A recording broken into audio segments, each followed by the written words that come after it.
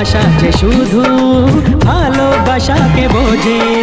তুমি শুধু তুমি, নিয়ে আমি, তুমি শুধু তুমি, নিয়ে আমি, এই তো জীবন।